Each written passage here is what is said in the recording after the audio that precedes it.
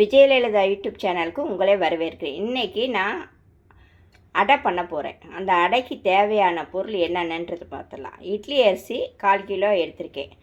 உளுத்தம்பருப்பு, துவரம்பருப்பு, கடலப்பருப்பு இது மூணுமே 100 கிராம் எடுத்திருக்கேன். 10 காஞ்ச மிளகாய் எடுத்திருக்கேன்.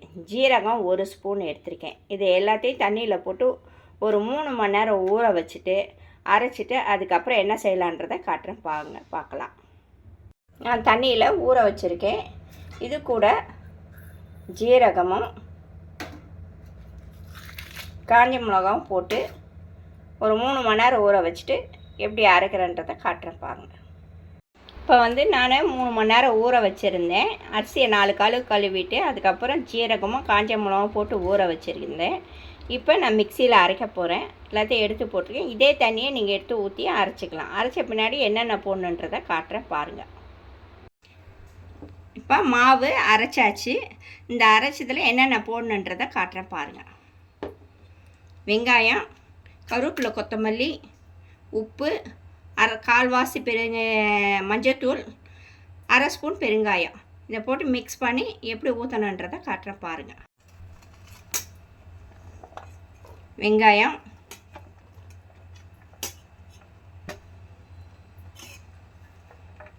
கருவேப்பிலை, கொத்தமல்லி, மஞ்சத்தூள் போட்டிருக்கேன், பெருங்காயம் போட்டுட்டேன், 1 ஸ்பூன் உப்பு, உங்களுக்கு எவ்வளோ தேவையோ உப்பு போட்டுக்குங்க. இதை மிக்ஸ் பண்ணி நான் காட்டுறேன் பாருங்கள்.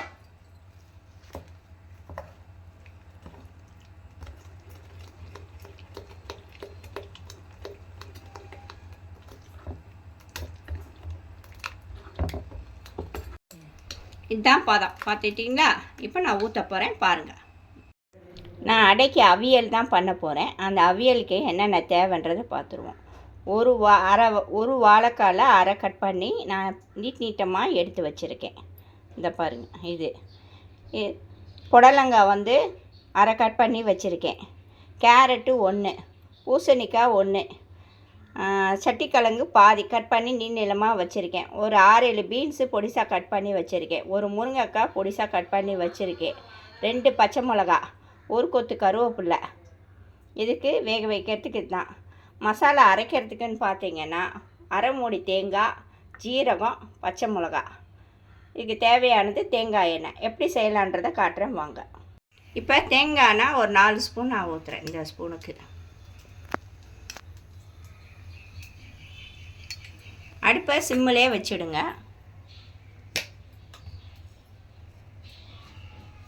ஒரு 1/2 ஸ்பூனுக்கு ஜீரகம் போடுறேன்.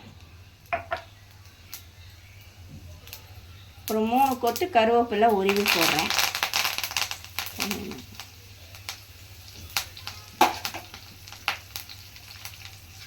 2 பச்சை மிளகாய் கீறி போடுறேன்.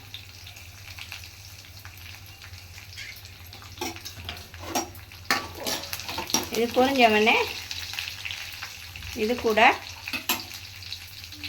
முருங்கைக்காய், கருணக்கிழங்கு,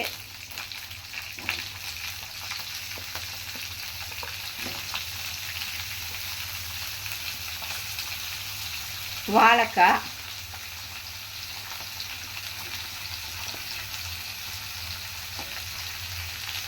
இதெல்லாம் ஃபஸ்ட் நான் வதக்கிட்டு அதுக்கப்புறம் மற்ற காய் ஒரு 5 நிமிஷம் இதை வதக்கிறணும். நல்லா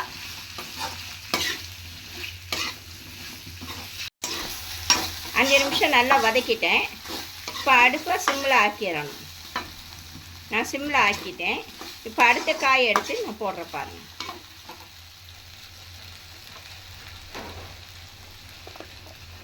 புடலங்காய், கேரட்டு, பூசணிக்காய், பீன்ஸ் எல்லாத்தையும் இதில் போட்டுறேன்.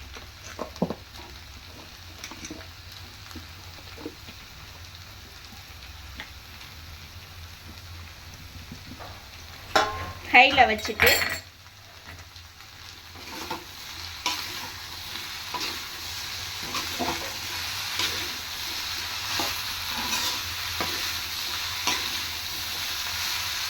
எல்லாத்தையும் ஒரு கொஞ்சம் 5 நிமிஷம் திருப்பி நல்லா வதக்குங்க. உப்பு போட்டுக்கிறேன். உங்களுக்கு எவ்வளோ தேவையோ நீங்கள் உப்பு போட்டுக்கோங்க. இதை நல்லா கிண்டிடணும். திருப்பியும்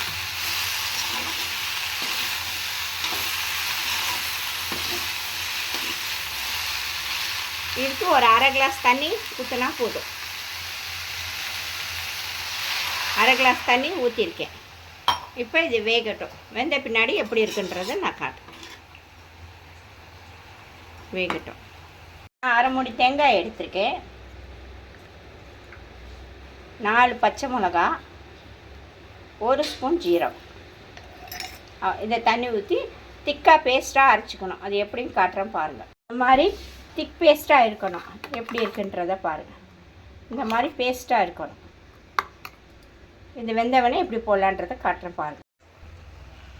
முக்காப்பா தான் வெந்துருச்சு. முக்காப்பா தான் வெந்துருச்சு.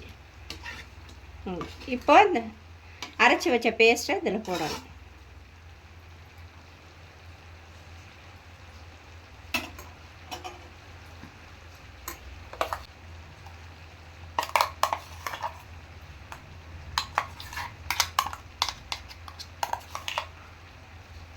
இது கொஞ்சம் திக்னஸாக இருக்கணும். திக்காக இருந்தால் தான், ரொம்ப இதாக இருக்கக்கூடாது. திக்காக இருக்கணும். பேஸ்ட்டு போட்டாச்சு. நான் மிக்ஸ் பண்ணிடுறேன். இந்த அவியலுக்கு அடைனால அவியல் வந்து கிரேவியாக இருக்கணும், ரொம்ப ட்ரையாக இருக்கக்கூடாது. பாருங்கள் எப்படி இருக்குன்னு. ஒரு 2 நிமிஷம் வந்தவொடனே தயிரை போட்டு காட்டுறேன் பாருங்கள்.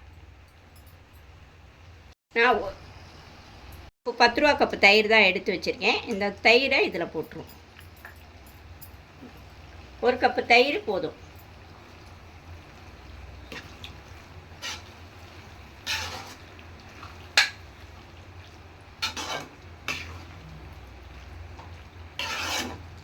ஒரு 2 நிமிஷம் நல்லா கொதிச்சவொடனே ஆஃப் பண்ணிட வேண்டியதான். இப்போ வந்து 2 நிமிஷம் கொதிக்கணும். ஹையில் தான் வச்சுருக்கேன் நான். இந்த மாதிரி கிரேவியாக இருக்கணும். பார்த்துக்குங்க எப்படி இருக்கணும்னு. ஃப்ரெஷ்ஷான கருவேப்பிலை போடுறேன். 2 ஸ்பூன் தேங்காய் எண்ணெய் ஊற்றுறேன்.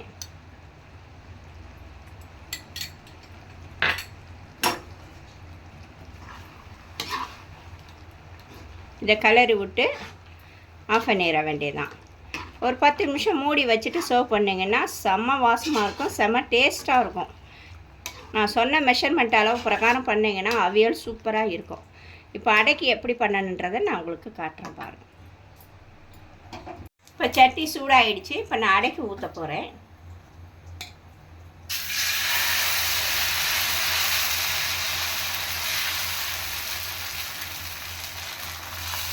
கொஞ்சம் தடியாக தான் ஊற்றணும்.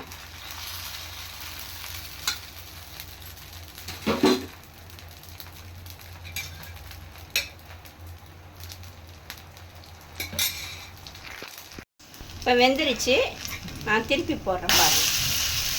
ப்ரௌனிஷாக நல்லா வரும். மொறு மொறுன்னு செம்ம டேஸ்ட்டாக இருக்கும். கொஞ்சம் தடியாகவே ஊற்றுங்க அடைக்கி.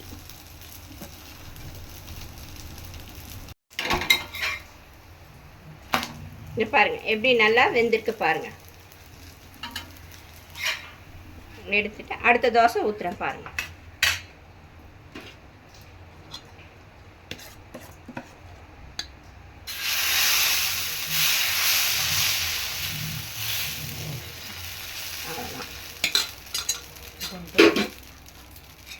இதுக்கு எண்ணெய் நிறையா வேணும். நல்லா மொறுன்னு வேகணும். அப்போ தான் டேஸ்ட்டு. இது வெந்துருச்சு. இப்போ திருப்பி போட போகிறேன். வந்தவொடனே எப்படி இருக்குன்னு காட்டுறேன் பாருங்கள். நான் அடை பண்ணியிருக்கேன், அவியலும் பண்ணியிருக்கேன். அடைக்கு அவியலுக்கும் சூப்பராக இருக்கும். நீங்கள் அதை சாப்பிட்டுட்டு வெல்லம் சாப்பிட்டீங்கன்னா செம்ம டேஸ்ட்டாக இருக்கும். பிடிச்சிருந்தா லைக் பண்ணுங்கள், ஷேர் பண்ணுங்கள், கமெண்ட் பண்ணுங்கள், பெல் பட்டனை தட்டுங்க, சப்ஸ்கிரைப் பண்ணுங்கள். தேங்க்யூ, பாய்.